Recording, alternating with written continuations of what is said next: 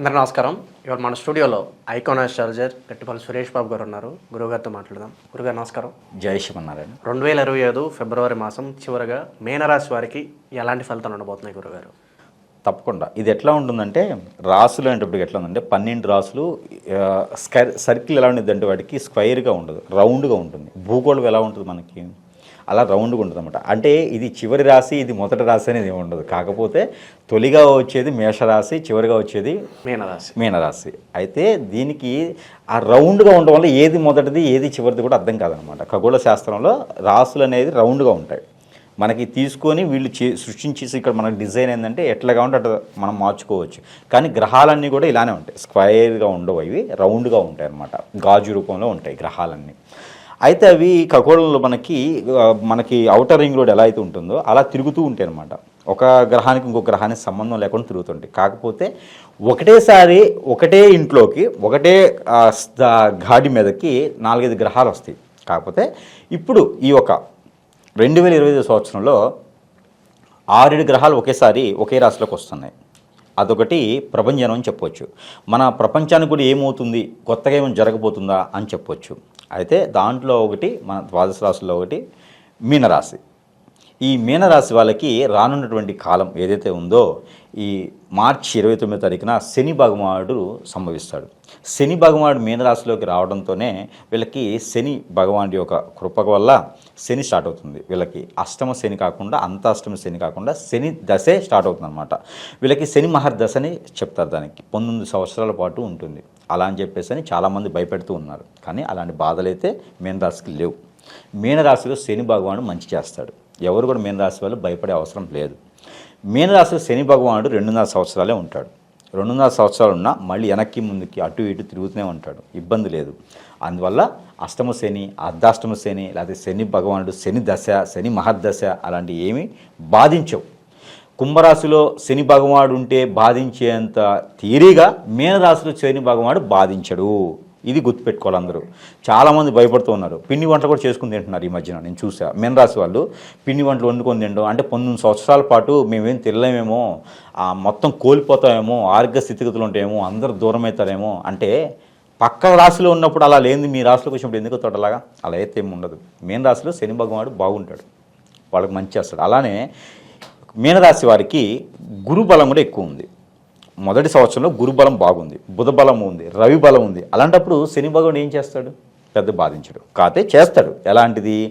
ఒక పని 1కి 2-3 సార్లు చేసేలా చేస్తాడు. అలానే ఎదుటి వాళ్ళు ఏంటి అనే చైతన్యాన్ని ఇస్తాడు. మీనరాశిలో మరీ ఎక్కువగా ఇస్తాడు. అయిన వాళ్ళు ఎవరు, తన వాళ్ళు ఎవరు, పక్క వాళ్ళు ఎవరు, బయట వాళ్ళు ఎవరు, ఎవరిని నమ్మాలి, ఎవరిని నమ్మకూడదు, ఎవరితో ఏం చేయాలి, ఎవరితో ఏం చేయకూడదు, అసలు మనిషితో ఎలా ఉండాలి, మనం ఎక్కడ ఉండాలి, మనం ఏంటి, మన స్థాయి ఏంటి, మనం ఏం చేయాలి, మనం ఏం చేస్తే బాగుంటుంది, ఇవన్నీ కూడా రాణించేటువంటిగా ఆ ఒక చైతన్యాన్ని కూడా ఇవ్వగలుగుతాడు. అందులో మీనరాశిలో ఉన్నాడు కాబట్టి మీనరాశి నుంచి కన్యారాశికి, సింహరాశికి, అలానే ధనుసు రాశికి, అలానే మకర రాశికి కూడా ఆ ఒక చైతన్యాన్ని ఇచ్చేదానికి శని భగవానుడు మారినప్పుడు జరుగుతుంది. వృషభ రాశికి కూడా కొంతమేర చూపిస్తాడు. శని భగవానుడు రావడం వల్ల వీళ్ళకి అష్టమ శని, అర్ధాష్టమ శని, అలానే ఏలనాటి శని ఇవి అంటారు. ఇందులో మీనరాశిలో రావడం అదృష్టం అని చెప్తున్నాను నేనైతే.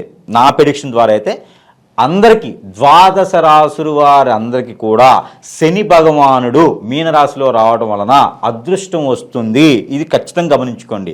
పెళ్ళిళ్ళు కానటువంటి వాళ్ళకి 19 సంవత్సరాలకు పెళ్ళిళ్ళు అవ్వవు. అదే విద్య వాళ్ళకి చదువు రాదు. అలానే విదేశాలకు వెళ్ళాలనుకో త్వరగా వెళ్ళిపోండి, ఫిబ్రవరి మాసంలో వెళ్ళిపోండి అని చెప్తున్నారు. అవన్నీ కాదు, అవన్నీ ఫేకు. అలా సంవత్సరం పొడుగుతూ ఒకేసారి తినేస్తామా? ఇప్పుడు ఒక 10 ఎకరాల పొలం ఉంటుంది, 100 బస్తాలు బియ్యం వండుతుంది. ఆ 100 బస్తాలు నాకు మరి డబ్బులు కోల్పోతాము, 100 ఎకరాలు పోతే అని చెప్పేసి అంటే దేశాల మీద పోతామా? శని భగవానుడు ఉన్నాడని చెప్పేసి. గ్రహాన్ని మనం మార్చలేం, గ్రహ స్థితిగతులు మార్చలేం. కానీ గ్రహాల యొక్క శుభదృష్టిని అశుభదృష్టిని శుభదృష్టిగా మార్చవచ్చు. అవి ఎలా? మనం చేసేటువంటి పరిహారాలు, మనం చేసేటువంటి పనులు. ఇప్పుడు మీకు ఆర్థికంగా వెనకబడి ఉన్నారు. ఇప్పుడు నేనున్నాను, నాకు ఆర్థికంగా వెనకబడి ఉన్నా, నాకు అప్పులు కూడా ఉన్నాయి. నేను పోయేసి పని చేసుకుంటే నా అప్పులు బాధ తగ్గుతుంది, లేదా నీకు తినడానికి నడుస్తుంది. నాకు ఏదన్నా చెడు అలవాటు ఉంది, మందు అలవాటు, పేకాట అలవాటు ఉంది. ఇది ఇంకొక అప్పు తీసుకొచ్చి పేకాట చేస్తావుగా, ఇంకొక అప్పు తీసుకొచ్చి నువ్వు మందు అవుతూ ఉంటావు, నువ్వు బాగుపడేది ఎక్కడ? నీకు కుబేరుడు ఉన్నా కూడా అయిపోతుంది, తింటూ కూర్చుంటే కొండలు కూడా కరిగిపోతాయి. నీకు శని భగవాన్ శుభదృష్టి లేదు, అశుభ దృష్టి ఉంది, ఇంకొక శుభదృష్టి ఉందని నువ్వు ఏం పని చేయకుండా గ్రహాల నుంచి లెక్కేసుకుంటే నీకు మంచి ఎక్కడ జరుగుతుంది? జరగదు కదా. మన పని మనం చేసుకుంటే ఎలాంటి గ్రహమైనా అశుభ దృష్టితో ఉన్నా కూడా నీ కష్టానికి నువ్వు ప్రతిరోజు చెమట చిందిస్తే, చెమట చిందించాల్సిన వాటిల్లో పరిగెత్తుతుంటేనో, వాకింగ్ చేస్తేనో, సైకిల్ దొక్కటేనో కాదు, జెయింట్ వీల్ ఎక్కితేనో, లేకపోతే జిమ్లో చాలా రకాలు ఉంటాయి వాటిని డ్రమ్స్ చేస్తేనో చెమట పట్టడం కాదు, ఇలా చెమటలు కాదు. మీరు కష్టపడి పని చేస్తే ఎలాంటి గ్రహం కూడా మిమ్మల్ని బాధించదు. మరొక మాట, శని భగవానుడు నడిచేటువంటి కాలంలో ఎవరైతే మీనరాశి వారు ఉన్నారో, అలానే కొన్ని రాసుల వారు ఉన్నారు, వృషభ రాశి, అలానే కన్యా రాశి, సింహరాశి, అలానే మకర రాశి, ఈ రాసుల వాళ్ళకు కూడా కొంతమేర ఎఫెక్ట్ ఉంది. కాబట్టి వీళ్ళెవరు కూడా ప్రతిసారి 5 నిమిషాలకు ఒకసారి యూట్యూబ్ ఓపెన్ చేసేసి వారి ఒక యాప్స్ ఓపెన్ చేసి మా జాతకం ఎలా ఉంది, మా జాతకం ఎలా ఉంది, మా జాతకం ఎలా ఉందంటే మీ జాతకంకి ఏం కాదు. జాతకాలు అన్నీ బాగున్నాయి, గ్రహాలన్నీ బాగున్నాయి. ప్రతిసారి కూడా జాతకాలు చూసుకోవడం, ఈరోజు ఏం చేస్తే బాగుంటుంది, ఈరోజు ఏం చేస్తే బాగుంటుందని ఎవరో చెప్పింది వినడం లాంటి, నేనైనా సరే ఎవరైనా చెప్పింది వినడం లాంటివి చేయకూడదు. జాతకం చూసుకోవాలి. అది ఎప్పుడు మంచి పని మీద నువ్వేం చేస్తున్నావా చూసుకోవాలి. తిథులు చూసుకుంటే సరిపోతుంది. ప్రతిరోజు ఒక క్యాలెండర్ చూసుకుంటే నువ్వేం చేయాలో నీకు అర్థమవుతుంది. ఒక రోజు బాగుంటే రెండో రోజు బాగోదు. సింపుల్. ఏ మనిషికైనా, ఏ రాశికైనా, ఏ నక్షత్రానికైనా, ఏ దశకైనా, ఏ అంతదశకైనా నీకు ఏది బాధిస్తున్నా కూడా మీనరాశి వారికి ప్రత్యేకంగా చెప్తుంది. ఎందుకంటే వాళ్ళకి కొంత అన్ని రకాలుగా వాళ్ళు ఏం చేస్తారంటే నక్షత్రాలని, గ్రహాలని, వాళ్ళకి ఏంటంటే శని భగవానుడు ఉన్నాడు కాబట్టి అవే చూసుకుంటూ ఉన్నారు. కాకపోతే ఏ రాశి వారికైనా ఒకటే చెప్తున్నా, గుర్తుపెట్టుకోండి. ఈరోజు మీకు బాగుంది అనుకోండి, రేపు బాగోదు. ఖచ్చితంగా చెప్తున్నా, రేపు బాగోదు. ఎల్లుండి మిశ్రమ ఫలితాలు ఉంటాయి, మళ్ళీ మూడో రోజు బాగుంటుంది. ఇది ఒకటే గుర్తుపెట్టుకోవాలి మీరు. ఇది గుర్తుపెట్టుకుంటే మీకు రాశి నక్షత్రాలు అవసరం లేక. ఈరోజు మీకు ఒక 1000 రూపాయలు కలిసి వచ్చింది అనుకోండి, రేపు బాగోదు. మీకు ఖచ్చితంగా చెప్తున్నా బాగోదు. ఎల్లుండి మీకు ఒక 500 కలిసి వస్తాయి. మళ్ళీ 1000 రూపాయలు కలిసి రావాలంటే ఆవులు ఎల్లుండి రావాలి. అంటే 3 రోజుల మధ్యలో, 2 రోజుల మధ్యలో మీకు స్టెబుల్గానే ఉంటుంది. ఒకరోజు బాగోదు, ఒకరోజు స్టెబుల్గా ఉంటుంది, మళ్ళీ రోజు బాగుంటుంది. ఇది ప్రతి రాశి వారికి గుర్తుపెట్టుకోవాల్సిన విషయం. ప్రతి మనిషి కూడా, ఇందులో మతాలకు సంబంధం లేదు, రాసులకు సంబంధం లేదు, ఏం లేదు. ప్రతి మనిషి గుర్తుపెట్టుకోవాల్సిన విషయం ఏంటంటే ఈరోజు బాగుంటే మరి ఒక 2 రోజుల తర్వాతనే మీకు బాగుంటుంది. ఇది సూక్ష్మంగా మీరు ఆలోచించుకోవాలి. దీనికి యూట్యూబ్లో ఆన్లైన్ చేసి ఏ రాశి వారికి ఏ గురువు గారు ఏం చెప్పారని వాళ్ళకు పెద్ద కాంట్రవర్సీ చేసే అంత అవసరం లేదు. ఈ గురువు గారు ఇది చెప్పారు నాకు కలిసి వచ్చింది, ఈ గురువు గారు ఇది చెప్పారు నాకు కలిసి వచ్చింది, ఏం లేదు. ఇవన్నీ కూడా మీకు శాంతి పలకడానికి, గ్రహాల రీత్యా అనుకూలంగా ఉండడానికి, మీకు ఏదైతే చెడు గ్రహం ఉందో అది శుభదృష్టిగా మారడానికి మాత్రమే గురువు చెప్తారు. అందులోనూ మీకు నడిచిన దశ, అంతర్దశలు ఏవైతే ఉన్నాయో అవి కూడా చూసుకోవాలి. ఎవరు కూడా గురువులు ఏదో చెప్పారని భయపడకుండా ఉండొద్దు. వాటికి సంబంధించిన పరిహారాలు ఉంటాయి, అవి చేసుకుంటే సరిపోతుంది. గురువు ఏది కూడా అనుభవం మీద చదువుకున్నది చెప్తారు. అంతేగాని స్వంతగా రాసో రిక్కించో నిన్నేదో ఇబ్బంది పెట్టాలనో కాదు. కక్ష ఎవరి మీద ఉండదు. ఇలా ఉంటుంది అని చెప్తారు తప్పితే కక్ష ఏ గురువుకు ఉండదు కదా. నచ్చితే చేసుకో, నచ్చకపోయిందనుకో. ఇప్పుడు అడవిలో తిరిగే వాళ్ళకి ఏ జంతువు ఎక్కడుంది, ఏ ఊపి ఎక్కడుంది అని చెప్తారు. కొత్తగా అడవిలోకి వచ్చారనుకో ఎవరైనా, వాళ్ళకి చిన్న అటులు వెళ్తే ఊపి ఉంది, దూకిపోతావు. ఇట్లా వెళ్తే ఒక జంతువు నేను మింగేస్తే నువ్వు పోతావు అని చెప్తాడు. లేదు నేను మొండిగా వెళ్తాను, గురువు ఎవరు నాకు చెప్పడానికి అని అన్నాడు అనుకోండి, నెక్స్ట్ ఏమవుతుంది?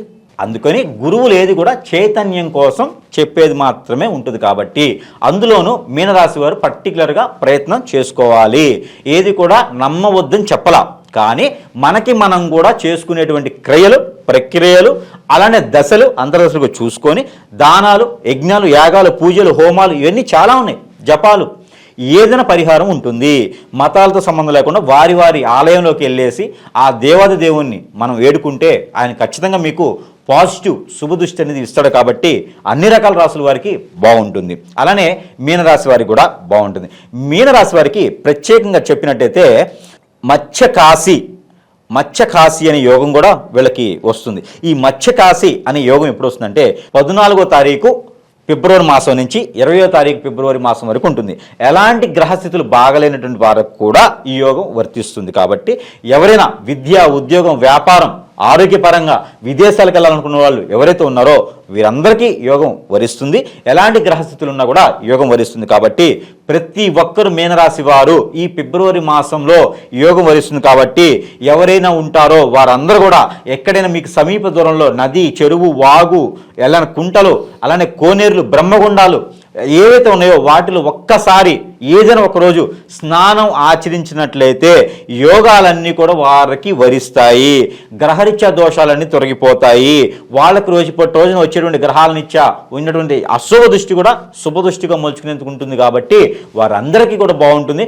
కొంతమేర జాబులు కానీ పెళ్ళిళ్ళు కానీ కావాలంటే వాళ్ళు ప్రయత్నపూర్వకంగా చేస్తే ఖచ్చితంగా అయ్యేదానికి ఉంటుంది. కాబట్టి ఆ మేర ఫిబ్రవరి మాసం 2020 సంవత్సరంలో మీనరాశి వారు తప్పకుండా ప్రయత్నాలు చేయండి. ప్రయత్నపూర్వకంగా అన్ని కూడా అవుతాయి. మరింత మంచి కాలం కలిసి వచ్చేందుకు ఈ మీనరాశి వారికి అదృష్టం ఈ యొక్క ఫిబ్రవరి మాసం నుంచే మొదలవుతుంది. కాబట్టి వాళ్ళకి అష్టైశ్వర్య కూడా కలిగేదానికి అదృష్టం ఉంది. కాబట్టి ఖచ్చితంగా చిన్న చిన్న పరిహారాలు చేసుకుంటే మరి కలిసి వచ్చేదానికి ఆస్కారం ఉంది. గురుగారు, భూమికి సంబంధించిన వ్యవహారాలు ఎలా ఉండబోతున్నాయి? ఏదన్నా స్థలం కొనాలన్నా అమ్మాలన్నా కూడా ఎలా ఉండబోతుంది? ఈ యొక్క మీనరాశి వారికి భూమికి సంబంధించింది కూడా చాలా బాగుంటుంది. భూమికి సంబంధించిన నువ్వులు పంట వేసిన, అలానే పత్తి, అలానే గానుగా, ఏదైనా స్ప్రైట్స్ సంబంధించినటువంటి పంటలు కానీ, లేకపోతే పత్తి, మిరప అయితే కలిసి రాదు, పత్తి బాగా కలిసి వస్తుంది. అలానే మినుములు, నల్ల మినుములు ఉంటారు కదా, అలాంటి పంటలు కనుక పండించినట్టయితే బాగుంటుంది. వీళ్ళకి కంది కూడా చాలా బాగా కలిసి వచ్చేటువంటి కాలం కనిపిస్తూ ఉంది పంట భూములకు సంబంధించి. అలానే కనుక ఫ్లాట్లు, రియల్ ఎస్టేట్స్, అపార్ట్మెంట్లో ఫ్లాట్స్ ఇలాంటి ఎవరైనా వ్యాపారం చేస్తే కూడా రియల్ ఎస్టేట్ రంగాల ఆడవాళ్ళకి చాలా బాగుంది, స్త్రీలకి చాలా బాగుంది, మగవారికి కూడా బాగుంది. కొన్ని పరిహారాలు చేసుకుంటే ఇంకా బాగుంటుంది. ఇంకోటి ఉంది, మీనరాశి వారికి ఫిబ్రవరి మాసం మొత్తం కూడా ఈ యోగాలు వర్ణిస్తాయి. కాబట్టి వీళ్ళకి దిష్టి దోషాలు ఎక్కువ ఉన్నాయి. నరదిష్టి, ప్రకృతి నుంచి వచ్చే దృష్టి, నరఘోష ఎక్కువ కనిపిస్తూ ఉంది. కొత్తగా ఎవరైనా వ్యాపారాలు చేయాలనుకుంటే కొంతమేర ఆగటం మంచిది. వీళ్ళకి డబ్బు ఉంది, ఏదైనా చేయగలుగుతారు అనే ఒక దృష్టి ఎదుటి వాళ్ళకి చాలా ఉంది. అప్పులు కూడా ఎవరికి ఇవ్వకుండా ఉంటే మరీ మంచిది. వీళ్ళ చేయి చాలా మంచిది, వీళ్ళ చేతి ద్వారా బోని చేస్తే కూడా చాలా మంచిది. అందుకని వీళ్ళు అప్పులు వీళ్ళ చేతి నుంచి ఇవ్వకూడదు. ఒకవేళ ఇస్తే కనుక అడగకూడదు, అడిగితే గొడవ అవుతుంది. అందుకని మీనరాశి వారికి ఎవరికైనా ఇవ్వాలని బుద్ధి పుడితే ఇచ్చి వదిలేయండి. అడిగినంత కాకుండా 1000 రూపాయలు అడిగాడంటే 10 రూపాయలు ఇచ్చేసి ఇవ్వకపోయినా పర్వాలేదు అనుకొని వదిలేసేయండి. అట్లా అయితే వీళ్ళకి మంచి జరుగుతుంది. వీళ్ళ చేతి ద్వారా బోని చేయడం ద్వారా మరీ మంచి జరుగుతుంది. పొలిటీషియన్స్, రాజకీయ రంగాలు, అలానే సినీ పరిశ్రమలో ఎవరైనా అడుగు పెట్టాలనుకుంటే ఈ యొక్క ఫిబ్రవరి మాసంలో అడుగు పెట్టినట్టయితే ఖచ్చితంగా వాళ్ళు అద్భుతంగా రాణించడానికి, అతి తక్కువ కాలంలో రాణించడానికి ఆస్కారం ఎక్కువ కనిపిస్తుంది. కాబట్టి వీళ్ళకి రంగాలన్నింటిలోనూ పాలించేందుకు బాగుండేలాగా వీళ్ళకి తగినటువంటి పరిహారాలు కూడా చెప్పేదానికి చూస్తాము. ఈ పరిహారాలు చేసుకున్నట్టయితే ఈ మాసం మొత్తం కూడా కొంతమేర మీనరాశి వాళ్ళకి అదృష్టం అని చెప్పుకోవచ్చు. గురుగారు, ఆరోగ్యపరంగా మరి ఎలా ఉండబోతుంది ఈ మాసం వీళ్ళకి? ఆరోగ్యపరంగా అయితే వీళ్ళకి మీనరాశి వాళ్ళకి ఆస్తమా లాంటి రుమ్మతులు ఉంటే మాత్రం కొంతమేర వీళ్ళకి అదృష్టం తక్కువగానే ఉందని చెప్పుకోవచ్చు. ఆస్తమా లాంటి రుమ్మతులు ఉన్న వాళ్ళు కొంతమేర జాగ్రత్త తీసుకుంటే మంచిది. వేరే అన్ని రకాల ప్రాబ్లమ్స్ పర్వాలేదు. బ్లడ్కి రిలేటెడ్ ప్రాబ్లం కూడా కొంత కనిపిస్తూ ఉంది.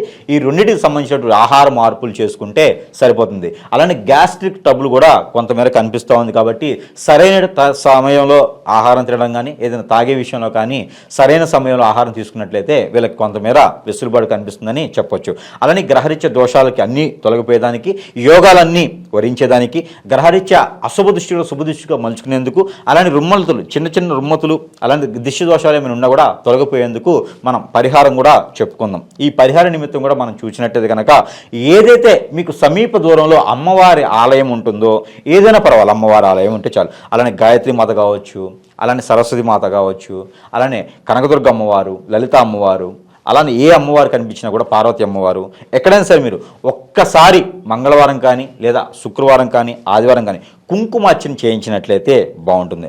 అలానే ప్రతి ఒక్కరు కూడా రాహువు కేతు పూజ చేయించుకున్నట్లయితే మరి వాళ్ళకి చాలా బాగుంటుంది. కుజుడికి సంబంధించిన దోషం ఉంది కాబట్టి కొంతమేర రాశి మొత్తానికి కుజుడికి సంబంధించిన దోషం ఉంది కాబట్టి ఏది కందులు కానీ, కందిపప్పు కానీ దానం 1 కిలో పావు లేదా కిలోన్నర, అంటే 250 గ్రాములు కిలో మీద, 500 గ్రాములు కిలో మీద, కనుక కిలో 550 గ్రాములు అట్లా ఏదైనా దానం ఇచ్చినట్టయితే పొంతులుత్తమునికి కానీ, లేదా కుజుడి గ్రహం మీద వీళ్ళు ఉంచినట్లయితే కనుక వీళ్ళకి ఆ కుజు దోషం పోయేసి, రాహుకేతు పూజ చేయించుకుంటే రాహు దోషం పోయేసి, కుజుడి దోషం పోయేసి అంతా బాగుంటుంది. కాబట్టి వీరి మాసం మొత్తం కూడా ఒక్కసారి కనుక ఈ రాహుకేతు పూజ చేయించుకొని కుజుడికి దానం ఇచ్చిన కనుక చాలా బాగా ఉంటుంది.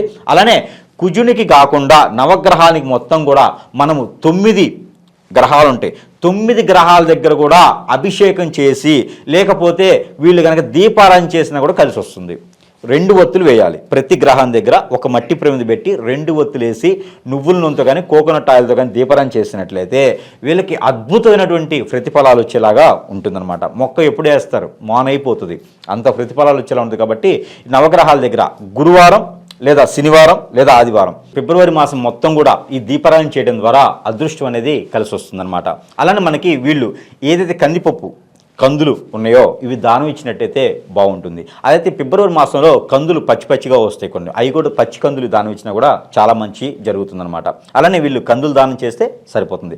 అలానే వీళ్ళకి సీడ్ ఏదైతే పత్తి విత్తనాలు దొరుకుతాయి, ఈ పత్తి విత్తనాలు ఒక 1 కిలో సుమారు తీసుకొని కనుక ఇవి నవగ్రహాల మీద పోసినట్లయితే కనుక ఆ నవగ్రహాల నుంచి వచ్చిన దోషం కూడా తొలగిపోయేసి అదృష్టం వచ్చేదానికి ఆస్కారం కనిపిస్తుంది. మనం అనుకున్నాం ఇందాక వీళ్ళకి ఆరోగ్యరీత్యా ప్రాబ్లమ్స్ అంటే బ్లడ్కి రిలేటెడ్ ప్రాబ్లమ్స్ వస్తాయి.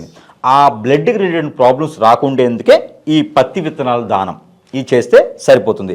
అలానే మరొక రెమెడీ మనం ప్రతి మాసం కూడా ఇస్తున్నట్టుగానే వీళ్ళకి ఈ మాసంలో కూడా గ్రహాల నుంచి ఏదైతే అనుకూలంగా తక్కువ ఉన్నాయో ఆ గ్రహాల నుంచి నెంబర్స్ కూడా మనం ఇవ్వడం జరుగుతూ ఉంది. ఆ నెంబర్లో భాగంగా 667843 667843 అనే ఈ నెంబర్ని ప్రతిరోజు కూడా 125 టైమ్స్ ఈ యొక్క మీనరాశి వారు పఠించినట్లయితే మరీ మంచి అదృష్టం అనేది వస్తుంది. అయితే ఒక వాటర్ కానీ జ్యూస్ కానీ పళ్ళ జ్యూస్ ఏదైనా సరే ఉంటుందో, చింతపండు జ్యూస్ అయితే కాదు, ఏదైనా ఫ్రూట్స్ జ్యూస్ ఏదైతే ఉంటుందో ఈ జ్యూస్కు చేతిలో పెట్టుకొని ఈ నెంబర్ని 120 సార్లు పారాయణ రూపంగా చేసి అవి స్వీకరించినట్లయితే అవి భుజించినట్లయితే కనుక మీకున్నటువంటి అన్ని రకాల దోషాలు కూడా తొలగిపోయేసి అదృష్టవంతులు ఏదానికి ఆస్కారం ఉంటుంది. మరొక మాట, ఈ యొక్క జ్యూస్ కానీ వాటర్ కానీ ఈ నెంబర్ని పఠించేటప్పుడు నిద్ర లేవగానే మంచం మీద అలానే కూర్చొని జపం చేసినట్లయితే ఈ ఫలితాలు ఏమి కూడా మీకు రావు. అలానే మంచం దిగేసి మీరు బ్రష్ కానీ ఏమైనా చేసినట్టయితే బ్రష్ వాష్ చేసుకొని అలానే బ్రష్ చేసుకొని ఫేస్ వాష్ చేసుకొని కింద కాకుండా మంచం మీద కాకుండా ఒక స్టూల్ మీద కానివ్వండి, అలానే ముక్కాల పీట మీద కానివ్వండి, అలానే ఒక పీట చాప కానీ వేసుకొని కూర్చొని చేసుకున్నట్టయితే ఈ నెంబర్ నుంచి వచ్చేటువంటి ఏదైతే ఉందో అది మీకు ఫలించేలా ఉంటుంది. కాబట్టి ఆ మేర అందరూ కూడా ప్రయత్నం చేసి ఈ యొక్క మీనరాశి వారు ఫిబ్రవరి మాసం మొత్తం కూడా అదృష్టవంతుల వాళ్ళని కోరుకుంటా ఉన్నాను. జై శ్రీమన్నారాయణ.